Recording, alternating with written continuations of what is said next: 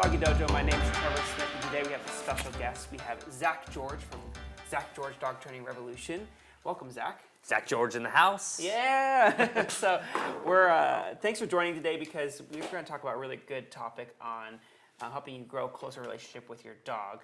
And before we get started, this is for the viewers out here, go ahead and introduce yourself. How'd you get started in dog training, and what do you do on your YouTube channel? So I've been training dogs, I don't know, about 13, 14 years now. It's amazing how time flies, you know? Yeah. I started off my dog training career doing competitions with dog frisbee and really performing with my own dogs. And I worked with the Extreme Canine stunt dog show for a few years, Stunt Dog Productions, they're called now, with Chris Perandi, who's awesome. Oh, so they used to be called Extreme Canine. Yes. That's so funny. Yeah, exactly.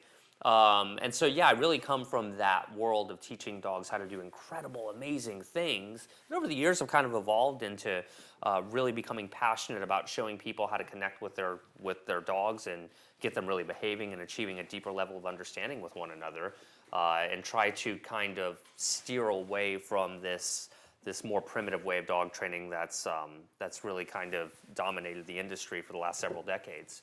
I think we need all the help we can get, and thanks to you also. You know, just another great voice out there who's really trying to steer the industry right. Appreciate that. Thank you so much. And guys, go check out his YouTube channel. You have almost 700,000 subscribers now since we've done this video. It's incredible, It's incredible. And then also, you just recently got a book, and that's kind of what we're going to talk about today. Is a little bit something from your book, and just talking about how to fulfill your dog's needs. And just like in Maslow's hierarchy of needs, you got basic needs. You got food, you got water, security. But what I wanted to cover today and get your viewpoint on is how to build a good relationship with your dog and build that kind of some of the psychological needs that your dog has. Yes. What is a good way to be a leader for your dog? Because sometimes people ask, how do I lead my dog? How do I train my dog? That's a really good question. To answer that, everyone has their own way of leading. Do you know what I mean? But I think a guiding principle should be, using the parental part of your brain. How do you really connect with your dog? How would you interact with this animal if this was a 2 to 3 year old child, So we have Clyde and Daisy here today kind of having some fun with us as we do. Oh, they're great. You stay here all you want, unless Daddy doesn't want you to. He's such a sweet man. You have to come back home with me, buddy. I love you too much.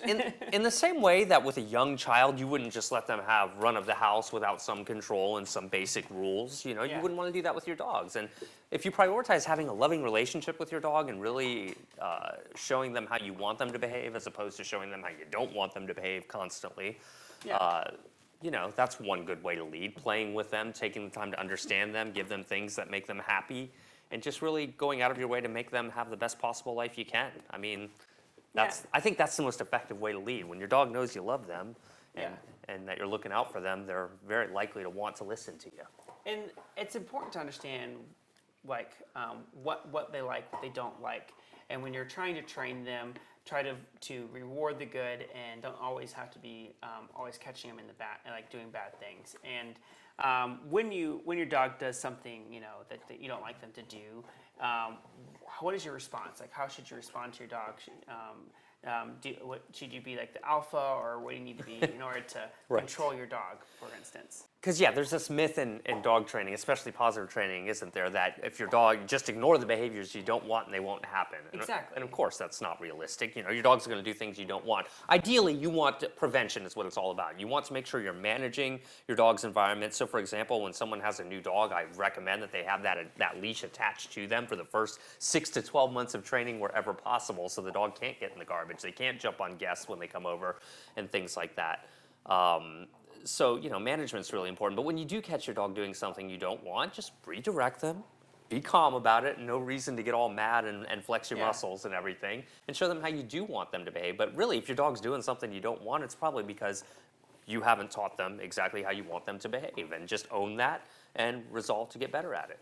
So, the viewers that are watching this right now, it's just important to treat your dog, and like you say in your book, I thought it was really well done the way you talked in your book, that dogs they've done scientific studies on that dogs are about the level of a 3-year-old child when it comes to perceiving their world, the same way we perceive a 3-year-old child, and that's the same way people should respond to their dogs when they're trying to teach them or correct them for behavior. Yeah, I agree with that. Exactly. I mean, that's all. I'm glad you brought up the scientific studies too. I really went out of my way to make sure that we featured tons of scientific studies in there because it really doesn't matter what I think. I mean, dog training is one of those industries that's so dominated by so much mythology and so much superstition and just belief rather than actual, science. And I feel a real important responsibility to make sure that I do my best to guide the public with what other people have discovered as well and seen to be apparently true. So yeah, I think it's really important that we really learn from the whole body of work that's been done relating to dogs. Yeah. Thanks again for watching here on the Doggie Dojo. Guys, go ahead and leave a like and comment down below for your chance to get a signed book from Zak George. Discover the path to life with your dogs today by subscribing. And as always, have some fun with your dog.